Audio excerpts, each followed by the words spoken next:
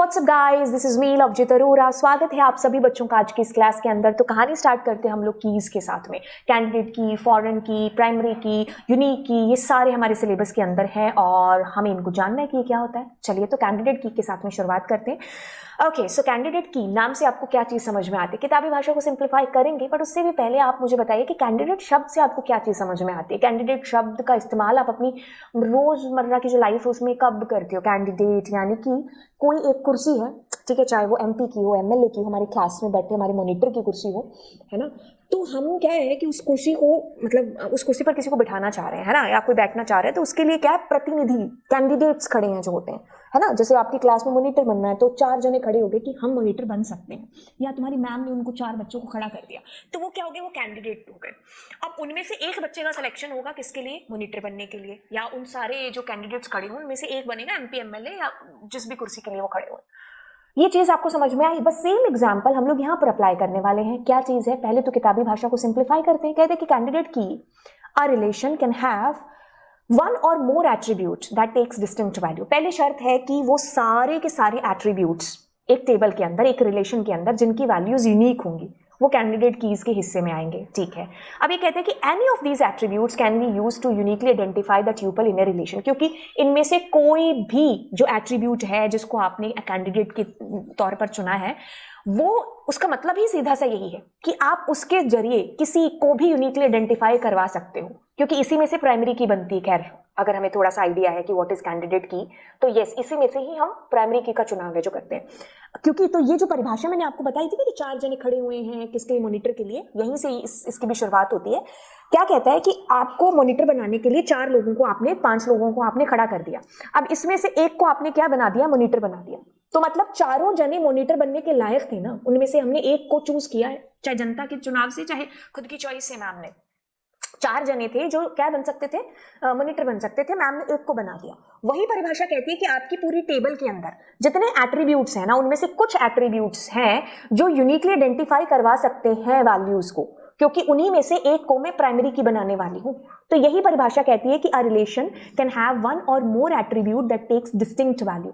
उसमें unique values होंगी। ऐसा क्यों? क्योंकि वही वैल्यूज के थ्रू हम अपने रिकॉर्ड को, अपने डेटा को यूनिकली आइडेंटिफाई करवा सकते हैं। Such attribute are called candidate keys. आपकी टेबल के अंदर मान लीजिए एक आधार नंबर है, एक रोल नंबर है, और एक मान लीजिए फोन नंबर नाम का एट्रीब्यूट है, और बाकी नेम और 4-5 और एट्रीब्यूट है। इनमें से ये जो 3 है ये यूनिकली आइडेंटिफाई करा सकते हैं ना डेटा को, क्योंकि फोन नंबर भी यूनिक होता है, रोल नंबर भी, आधार भी। तो ये तीनों क्या हो गए? मेरे कैंडिडेट कीज हो गए। और अब इन्हीं तीनों में से मैं एक को, जो मुझे लगेगा, जैसे मुझे लगेगा कि रोल नंबर किसी भी कीमत पर नल नहीं हो सकता, क्योंकि प्राइमरी की कहती है कि नल भी नहीं आना चाहिए और कैंडिडेट की में भी नल नहीं हो सकता, तो मैंने एक को बना दिया। हालांकि मैं फोन नंबर को भी बना सकती हूँ, ठीक है, लेकिन फ्यूचर में कभी उसमें नल वैल्यूज नहीं आ सकती, डुप्लीकेसी भी नहीं आ सकती।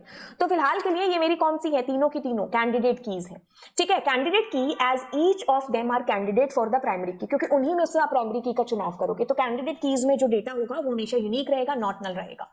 एक या एक से ज्यादा कैंडिडेट कीज हो सकती हैं, उन्हीं में से एक आप प्राइमरी की है जो बनाओगे। इसमें जितनी भी वैल्यूज आएंगी वो डिस्टिंक्ट आएंगी। अब बात करते हैं प्राइमरी की। प्राइमरी की जो है वो कैंडिडेट कीज के अंदर से ही हम चूज करते हैं, जिसको भी हम यूनिकली आइडेंटिफाई करा पाते हैं ना डेटा को। जैसे एक आधार नंबर है आपके पास में, एक रोल नंबर है, एक फोन नंबर है, और 4-5 और रिकॉर्ड है। ये तीनों मेरे कैंडिडेट कीज के चुनावी हैं। लेकिन मैंने क्या किया? इसको बना दिया प्राइमरी की। तो आप इसको भी बना सकते थे, that is up to you. तो आप प्राइमरी की जो है वो कैंडिडेट की के अंदर से ही चुनते हैं। अ table can have only one primary की। एक टेबल एक प्राइमरी की, और प्राइमरी की में जो भी डेटा आएगा ना वो हमेशा यूनिक रहेगा और हमेशा नॉट नल रहेगा। ऐसा नहीं है कि आप फ्यूचर में जाकर के आप उसमें जो है डुप्लीकेट वैल्यूज डालते रहो, तो फिर महत्व सेंस ही क्या बैठ जाएगा? ये इस परिभाषा को पूरी नहीं कर पाएगी यूनिकली आइडेंटिफाई को, ऑल्दो आप डाल भी नहीं सकते हो कोशिश करोगे तो भी, अगर आपने किसी को प्राइमरी की बना दिया। तो प्राइमरी की मतलब उसमें जितना भी डेटा आएगा वो यूनिक जाएगा और हमेशा डेटा आएगा। ऐसा नहीं है कि आप उसको नल छोड़ दो, नॉट नल वैल्यूज। एक टेबल में एक ही प्राइमरी की है जो आपके पास रहती है, राइट। अब सेकेंडरी की आपने क्या किया? आपने कहा ये 4-5 जो आपकी क्लास के बच्चे हैं ना, ये बच्चे भागीदार हैं, कैंडिडेट हैं मॉनिटर बनने के, ठीक है। तो कैंडिडेट की कीज कितनी होगी आपकी, अगर टेबल की बात करें तो दीज ऑल आर कैंडिडेट की। ये इसको आपने क्या बना दिया, मॉनिटर बना दिया यहाँ पे। बाकी जो बचे हुए उनको सेकंड मॉनिटर में हम बना देते हैं ना कभी कभी दिल रखने के लिए, बिल्कुल ये भी क्या होंगे, सेकेंडरी कीज हो गए। इन्हीं को ही ऑल्टरनेट कीज के नाम से भी जाना जाता है। Candidate keys are not chosen as primary key, they are called alternate key, और we can say that secondary key. ठीक है, अब आते हैं फॉरेन की। नाम से काम को देखते हैं। फॉरेन की क्या है कि आपकी दो टेबल के अंदर एक रिलेशन एस्टैब्लिश जो करती है।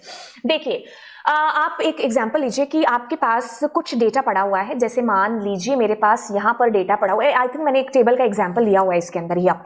ओके, तो आपके पास कुछ डेटा है जो स्टूडेंट का यहाँ पड़ा है, और उस बच्चे ने कौन से कोर्स को एनरोल किया है ये डेटा मेरा यहाँ पड़ा है। या और भी 50 तरीके का डेटा कि उसकी फीस से रिलेटेड, उसके मान लीजिए मार्क्स से रिलेटेड डेटा है जो अलग अलग टेबल्स में है। तो अब अलग अलग टेबल्स में पड़ा हुआ डेटा एक ही कैंडिडेट, एक ही मतलब बच्चे का, तो मैं कैसे अटैच करा सकती हूँ। खैर हम इसके लिए यूज करते हैं किसका, फॉरेन की का। तो फॉरेन की सीधी सी परिभाषा है, अ कॉलम और set of columns in a table that references the primary की इन अनदर टेबल। देखिए सबसे पहली शर्त प्राइमरी की फॉरेन की बनने के लिए कि आपको किसी दूसरी टेबल में पहले प्राइमरी की बनना पड़ेगा। अब वहां की जो प्राइमरी की है उसको आप किसी दूसरी टेबल में लिंक करते हो, तो वहां पर उसको प्राइमरी की नहीं, वहां पर उसको फॉरेन की है जो माना जाएगा। जैसे किसी दूसरी कंट्री का सिटीजन हमारी कंट्री में आता है तो हम उसको फॉरेनर बोलते हैं ना, वैसे ही किसी दूसरी टेबल की प्राइमरी की हमारी टेबल में आएगी तो हम उसको फॉरेन की है जो बोलेंगे। जैसे आपके पास में एक टेबल है जिसमें स्टूडेंट की आईडी और उसका नाम है, इसमें कोर्स की आईडी, कोर्स का नाम और स्टूडेंट की आईडी है।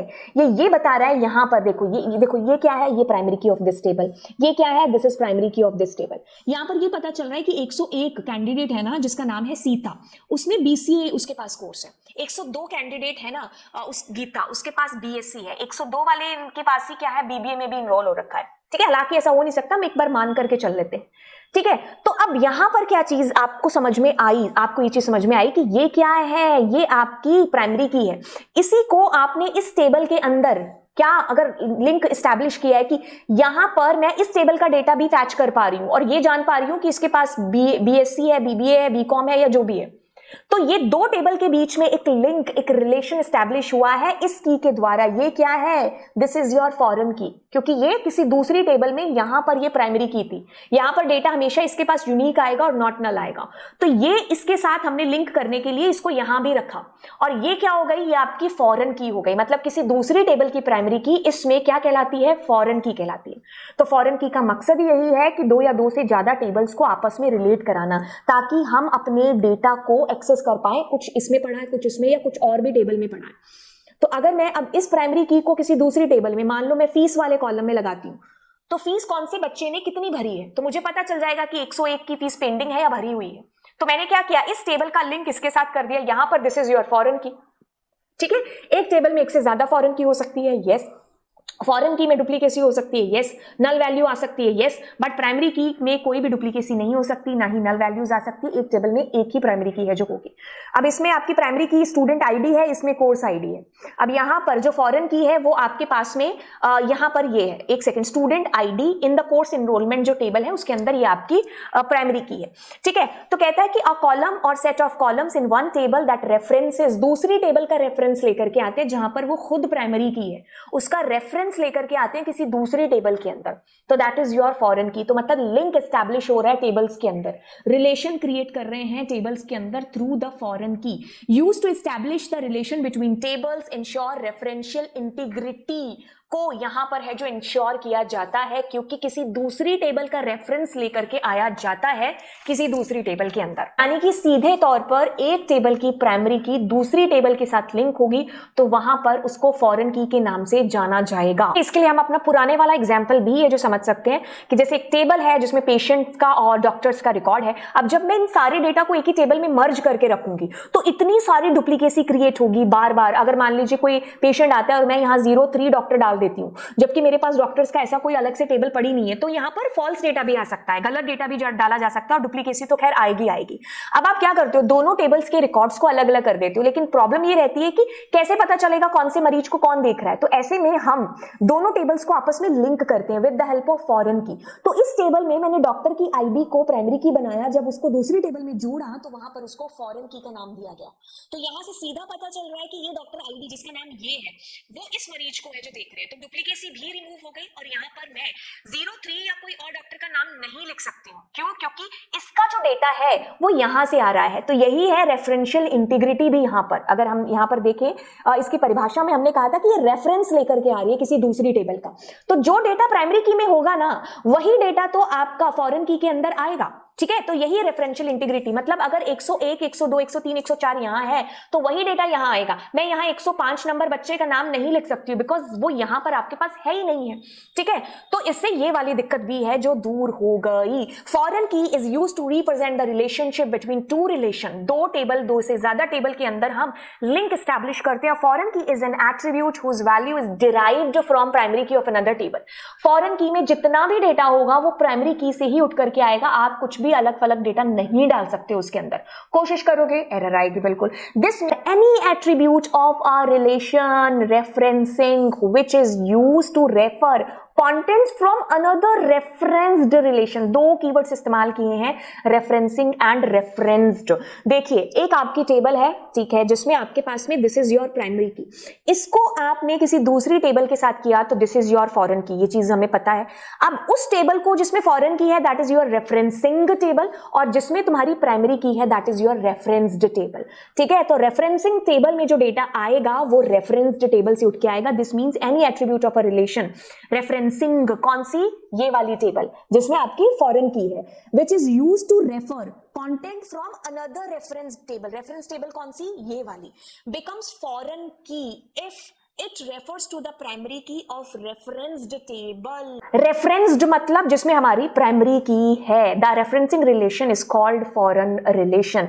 अब देखिए, फॉरेन की है जो आपकी नल हो सकती है, मैं आपको पहले बता चुकी हूँ। यहाँ पर वैल्यूज डुप्लीकेट भी हो सकती हैं, क्योंकि अगर मान लीजिए इस डॉक्टर वाली टेबल की बात करें तो अभी किसी को पता ही नहीं कि कौन सा डॉक्टर है, तो मैं कुछ टाइम के लिए उसको नल रख सकती हूँ। ठीक है, तो आपकी फॉरेन की में नल वैल्यूज आ सकती है, प्राइमरी की से नहीं आ सकती, क्योंकि प्राइमरी की इज प्राइमरी की, फॉरेन की इज फॉरेन की। फॉरेन की derived from primary key of another table, वहां से डेटा उठा करके ला रही है, लेकिन उसमें और डेटा नहीं हो सकता। अगर इसमें 1 और 2 नंबर डॉक्टर है ना, तो इसमें 3 नहीं आ सकते, नल आ सकता है। ठीक है, तो दिस इज ऑल अबाउट आपकी रेफरेंस टेबल, रेफरेंसिंग टेबल, और मैंने आपको प्राइमरी की, फॉरेन की और ये सारी चीजें हैं जो बता दी हैं। अब चलिए आपको मिलते हैं अगली क्लास में। Thank you so much, bye bye, God bless you all, do subscribe my channel, bye.